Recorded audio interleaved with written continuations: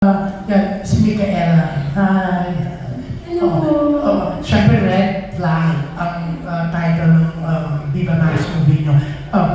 Karamihan kasi ng girls, even boys naman, makikita na nila na may red flags sa mga karelasyon nila. Pero dahil sa sobrang in love sila, dead ma sila. Ikaw ba? May mga ganun ka na? May nakarelasyon ka na before na may mga red flag kang nakita? Pero dinedma mo na sa pagmamahal. Nananakit pala siya, later on lumala kasi pinagbigyan mo yung mga simpleng mga hina, mga tapik, mga gano'n. May gano'n ka experience? Yes po, meron po akong na-experience nun. Well, di ko rin naman tatanggi na ako rin naman may red flag ako, pero yung sa kanya kasi umabot nung pahiwalay na kami ng ex-boyfriend ko. That was 3-4 years ago. Ano yung mga red flag nila? Anong ginawa niya sa'yo na saka mo na-realize na dapat pala binigyan mo ng pansin yung mga red flag na yan? So, una, parang addict siya sa alak, palagi siyang umiinom. So, meron din yung time na maghihiwalay na nga kami. Tapos, dumating sa point na nasaktan niya ako physically. Pero hindi naman sobra. Yung higpit ng kamay, gano'n. Like, sobrang Wala sampal, sa puno? Wala naman. Di ko naman, well, ako rin naman, di ko rin naman hahayaan na umabot sa point. So, parang, ano yun, parang pinapoint, ang higpit ng hawak niya sa'yo, or anong gusto niyang gawin? Yung ginagawa niya kasi ako, sa cellphone ako, nagpa-phone ako siya. So siya, matutulog na siya. So gusto niya, kasama kayo sa room? Yun yung nasa outing kami, kasama ng mga friends, tapos kasama rin yung parents niya. And then, ayun nga, nagpa-phone pa ako, gusto niya matulog na ako. So, yung cellphone kasi kinukuha niya sa akin. So, ang higpit ng hawak niya. So, ayun, after a few months, umuwi kami ng Manila, and then, may time na nakita siya ng tito ko, may sakay siya ng ibang babae. So, yun na yung time na nakapaghiwalay na talaga ako. Kasi yung sa physical naman, first time pa lang nangyari. So, ayun. Pero yung pagdating dun sa parang, cheating. So ayun, nag-back out na. Pero walang matinding nasaktan ka niya? Wala naman. Wala naman. Feeling ko, siguro nagalit lang sir sa'yo kasi matutulog na kayo. Nag-cellphone ka pa, naka-ano ka lang sa kanya, naka-connect ka lang sa kanya, mauubos ang data niya. Hindi naman. Yan, pero ayan, yung mga kasama mo, kayo, meron ba kayong mga nakita ng red flags sa mga nakarelasyon nyo pero dinelman nyo na later on na-realize nyo, dapat pala, doon pala na warning ayun. Yes po, meron naman po yung last na karelasyon ko 2 years ago. Ayun, bali, taga-ibang bansa siya. So parang iba yung nature natin dito sa kanya. So parang napansin ko na magkaiba kami talaga, Pilipina, tsaka yung another country. Parang, Anong red flag na nakita mo? kasi ako, laking Japan kasi ako. Kaya so nahihirapan ako yung pronunciation ng English. More Japanese kasi ako yung Tagalog. So parang, napipil ko sa kanya na red flag siya kasi ini-English niya kapag inaaway niya ako. Parang na lang ako, tameme na lang ako, okay, no English please. So parang siya, hindi siya gentleman. Bakit hindi siya gentleman? What do you mean by hindi siya gentleman? Hinihila-hila ka niya? What? Verbal abuse ba? Hindi kasi katulad ng Pilipino, talagang mga sweet, mga gentleman po, di ba? Isa kanya. Ano lahi niya? Huwag na po. Ayun, European po. European po siya. So, yun lang naman. Naisip ko na rin o baka dahil hindi ako marunong makapag-adjust kasi hindi kaya yung red flag yun. Pero hindi siya naman gumagasa sa'yo, hindi naman ikaw. Hindi naman po ako naging mama. Wala naman siya sinasabi sa'yo, chodan. Wala naman.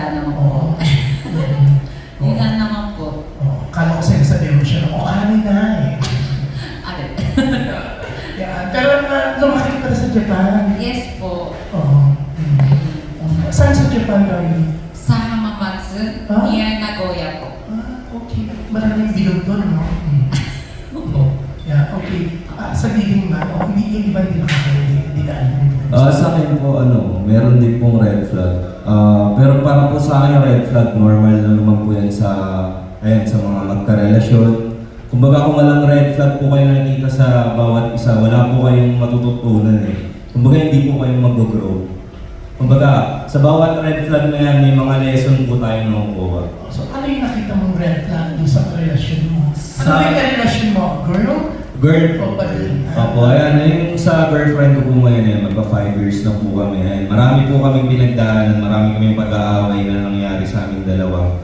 So, ayun, nananakit. Nananakit siya. Oo, nananakit po siya nung una. So ako, syempre, lalaki naman po. Tinatanggap ko lang naman po sa akin yung mga masakit na ginagawa niya, yung mga physical, and yung Ano yung mga... pinakamatindi? Ayun po, binato niya po ako ng cellphone eh. Paturok pa eh. Ang sakit po sa loob ko eh. Kumbaga, nanggigil po ako nun, pero syempre, dahil babae po, syempre, bawal tayo bumawi. Anong brand ng cellphone? Ano pa lang po yun, iPhone 7, parang sa tagal na po kasi dun eh, parang 2019 pa po. Gusto mo ba mabato ka rin ng iPhone 15 Pro? Opo, sana yung nakabox po sana eh, nakabox pa sa akin. Gusto mo ba? Oo, Pero ngayon, may karelasyon ka ba? Hindi na nananakit ang karelasyon mo? opo, hanggang ngayon kami pa rin po. Kami pa rin po, yes po. Nag-ano po kami dati, puro kami. Hindi yan yung bumato sa'yo. Siya rin po, siya rin po, yes po. So, Kumbaga, at least kung nanonood siya ngayon na itong online press con, babatuin ka na later na. Pero bakit hindi mo siya iniwalayan? Hindi kasi, syempre, Masokista ka rin? hindi, simula nung naging kami po, bata pa lang po kami. Siguro naisip ko parang normal lang po yun sa mga ganong stage ng relasyon eh. Kumbaga, natututunan nyo kung paano nyo i-handle parehas eh. Ayun po. Pili ko huwag kang makipag-iwalay may October or November kasi labas ng iPhone 16 po. Baka, Sakto po yung October yung anniversary namin. baka yun ang ibabato niya sa iyo. Diba? Pero congratulations yan dito sa Red Flag ng Mio sa Viva Max. Yeah. Thank you, Micaela. Thank you. Thank you, Miss... Jean. Yeah, ano nga? So, Thank you very much. thank you. That was June Larin of Abante. Up next, we have Alan Santon of Stars for the Kids. Hello, good afternoon everyone. Congratulations sa inyong new film, Red Flag. So yung tanong ko, I don't know if it is your first time to work sa bawat isa. So, how was it working with each other? And what are the challenges you encounter? Siguro sin doing this Red Flag. Yes. Si Mika, mabait and sweet, magandal. Ayan, si Mon naman may sariling mundo lagi. Ayan, yun lang naman. Saka, first time ko dito sa movie na humalik sa actor. Actually, kasi sa dami ko po ng movie na as sporty, talagang wala po akong kissing scene. As in. As in. Okay naman, no? Ano po? Well, ako po, first time ko po silang makatrabaho pareho. Wala naman ata tayong eksena. Wala kami eksena ni Joanna. Pero kapag break, kami yung magkakasama. Ito kasi yung kami sariling mundo. So, ayan, siya yung kasama ko, pati yung mga pro. So, sobrang gaan katrabaho lahat. Smooth and mabilis. Komportable kami sa isa't isa. Ayan. Para po sa akin, ayan, sobrang nice po silang katrabaho lahat po. Wala naman po akong nakitang negative. Red flag sa akin.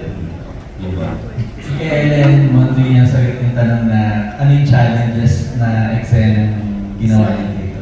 Yung encounter. Challenge? Siguro nung, ano ba? Ano bang challenge? Or di naman ako na-challenge.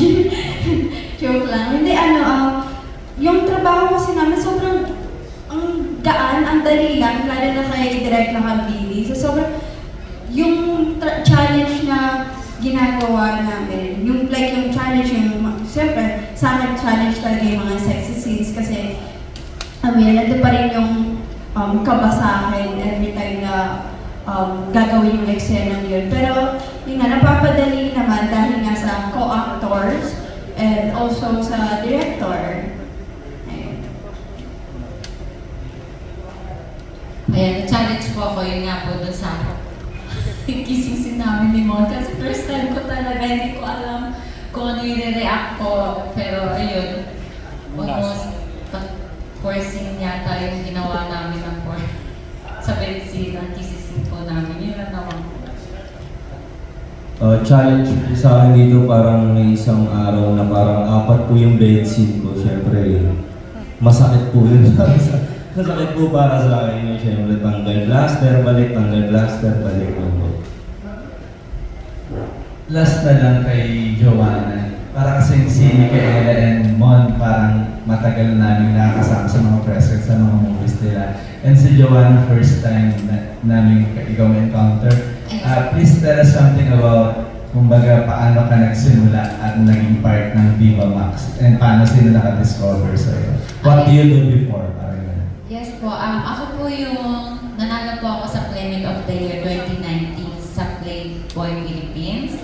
And then, noong 2022, parang yung friend ko po kasi si Rod Quinto, na nag-Viva Max siya. Tapos nagtanong ako sa kanya, "Babe, paano sumali dyan?" Ganyan. Tapos sabi niya, "Babe, ipapakilala kita sa manager ko, yung mga po si Mama Nito." Ayun, tapos pinakilala niya po niya ako. Una kasi hindi po talaga ako photogenic and telegenic. So, na-ignore po ako ni Mama Nito, pero nakita daw niya ako sa personal, mas okay na po, ewan ko kung totoo. Ayun, tapos hanggat sa pinakilala niya po ako kay Boss Pete, parang wala pa yata ako 10 minutes na, o papirmay mo na yan. Ayun, tapos hindi ko din naman in-expect kasi that time na nag-audition ako, ang dami namin, siguro mga 10 o 15 yata kami. Ako yung pinakalas kasi ako na late na dumating. Ayun, tapos natanggap ako. Happy naman din, pero wala pa talaga akong experience sa pag-acting hanggang ngayon. Pero yun nga, sanay naman ako sa paghuhubad. Kaya yun na po yun. Pinifeel ko na lang talaga yung, alam niyo yun, yung mga bed scene. Una talaga, yung first movie ko is Pamasahe. Ayan po.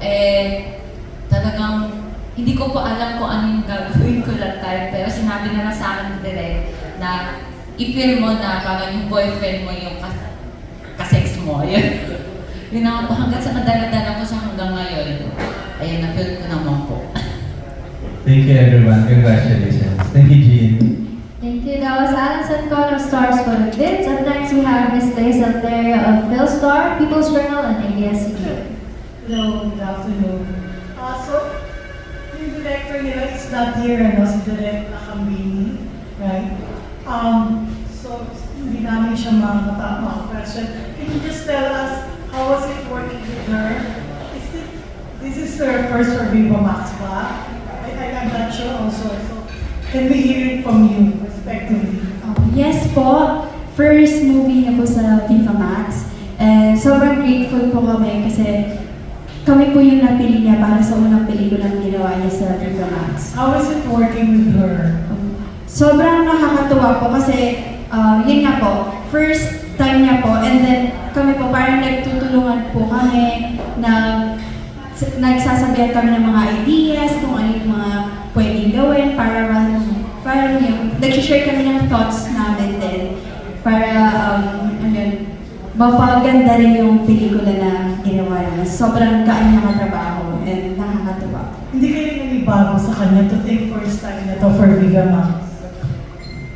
Ako po, may mga director na po ako nakatrabaho na first time nila sa Viva Max. And hindi naman po siya like parang mahirap. Siguro para sa kanila mahirap kasi nasabi nga ni Direk na kami yung naka-virgin sa kanya. So, ayun, sobrang nakakatawa lang kasi, ayun nga, kami yung mga napili niya para sa pelikula and I hope na nagawa namin yung best namin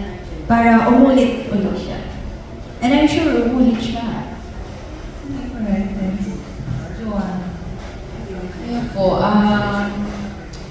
yung First time mo makakita si director. yes po, Director Ambing. Opo, first time ko po siya ma-meet. Ay, so mabait po niya kasi sasabihin pa niya na okay ka pa sa ganito, okay ka pa sa ganyan. Kasi ayaw ko na ma-pressure ka, ganyan. Sabi ko, okay lang po, game po ako sa lahat. Ayun, okay naman po siya makatrabaho. Parang siya yung nag-a-adjust for sa amin kung talagang kaya, ganyan. Yun lang po. Oh, sorry. Mona, wait. Sorry, Mona, wait. Can you elaborate? Nag-game ka sa lahat? Ako po, somewhat... Joanna. Okay. Okay po ako sa lahat. So you're willing to go all out? Yes po, kasi nga galing na naman din po kasi ako sa Playboy Philippines, kaya sanay na po. Thank you. Sige, Mon, sorry. Sa akin po kay Direk Lacambini, sobrang nakakatawa po kasi nakafocus siya po doon sa acting namin tatlo, kung paano niya po wala po siyang pake sa ng camera, basta po ang gusto niya yung Ano? sa mismong acting po namin tatlo. Sa angulo ng camera. Opo, kumbaga yung acting niya po talaga, yung acting po talaga namin yung tinitignan niya. So, ayun po, para mapaganda rin po yung talabas nito. Okay. Thanks, Jean. Good. Salamat. Thank you very much. That was Ms. Lea Salterio of PhilStar, People's Journal, and ABS-CBN Entertainment. For our next question, we have Bernard Santos of My Movie World. Hello, good afternoon. My first question is for Micaela and Mon. Since kayong dalawa parang madami na kayo nagawang mga Viva Max movies and series before, so at this stage of your career, ano na yung mga bagay na natutunan nyo na na-apply nyo dito sa pelikulang Red Flag? Okay, ako po, sobrang dami ko natutunan sa mga past directors, lalo na nung sa last film ko, which is yung Bed Spacer with Direk Carlo. Sobrang natuwa ako kasi iba yung technique nila, iba-iba yung mga techniques ng mga director. And yung mga pinaka natutunan ko is yung subtext. So, kung ano yung sasabihin mo, yung nasa utak mo iba. So, parang yung sasabihin mo maikli lang, pero yung nasa utak mo malalim. So, mas dun kumukuha ng hugot sa mata, kung paano ka tumingin, kahit sobrang ikli lang ng linya mo. Ayan. Sa akin po, natutunan ko kasi nung una, parang pag uma-acting ko, parang acting talaga, kumbaga, natutunan ko po dito na sinasamahan ko ngayon ng puso. Kasi di ba, sabi nila, the way na mag-acting ka, dapat samahan mo ng nasa puso mo para maipakita mo talaga kung ano yung dapat mong gawin. For my second question is for Joanna. So since you mentioned na yung background mo is like doing model, right? Yes. Okay. Ano naman yung mga bagay na na-apply mo doing sa modeling na dala mo dito sa paggawa ng movie?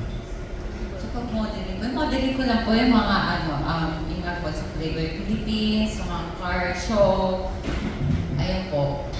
Parang yung pag-model ko naman kasi sobrang layo po dito sa Viva Max. Kasi almost ma-acting ka, all out, yung gano'n. So, yun lang po. Thank you, Jean. Thank you. That was Bernard Santos of My Movie World. Up next, we have Ambed Navas of Marites University. Hello.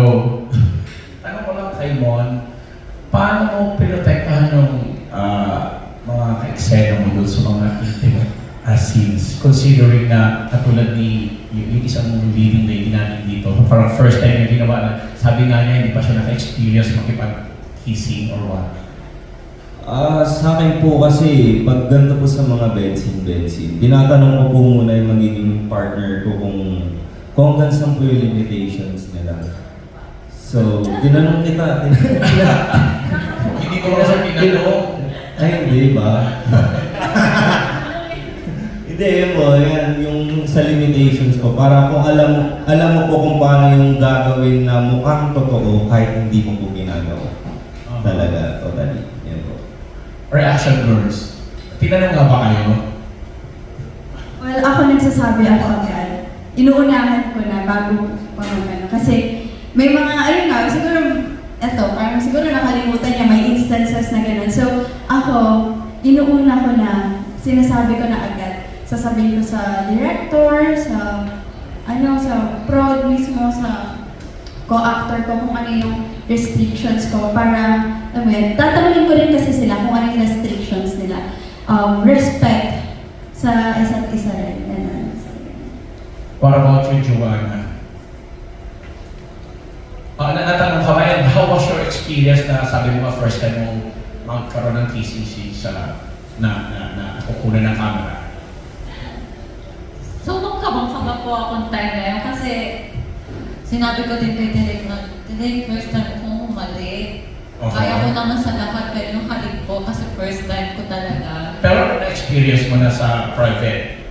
Sa private? Oo, yung nagkaroon ka na ng experience sa pakikipaghalikan bago mo ginawa dito sa movie. Yung mga boyfriend ko po, siyempre. Okay, oo. Pero yun nga po, yung halik po sa actor na ganito is first time ko talaga. Pero ginalingan ko naman, no? Oo, at paano how was it experience? At paano mo nasabing inalingan mo? Hindi ko po ma-express. Hindi ko po ma-express. Basta po ginalingan ko yung kissing scene po na. Okay. Oo, sino ba yung nakahalikan na gusto kong tanungin ngayon? Paano ba? Magaling ba? Mamalik si Joanna? Okay naman po. Okay naman. Aware ka na first time yung gagawin yun on screen? Ay, hindi ko po alam kasi wala rin naman po Hindi siya. niya po alam. Sinabi ko lang kay Direk. Ang tinanong- Sige, Mon. Ang tinanong ko lang kung hanggang saan na yung limitations eh. Uy, hindi mo ako tinanong. Sinungaling ka. Okay. Oo. Ilang take yun, yung kissing na yun? Joanna. 4? Yes po, 4. 1, 2, 3, 4. Ay, Paano pinaghandaan? Paano pinaghandaan? Kasi yung iba sasabihin nila, nagtututbrush na, nagmamouthwash pa, gano'n. tinanong ko siya, uy, mag-toothbrush ka. Kasi pagkatapos natin kumain, no? Sabi ko, mag-toothbrush ka. Ay, mag-toothbrush din ako. Yun na. Eh, lasa naman toothpaste. Okay. Thank you, yun lang po. Thank you. Thank you very much. That was Ambet Nabos of Marites University. For our next batch, please do stand by. Arching the alphabet tonight, Maylin De Leon of Pop.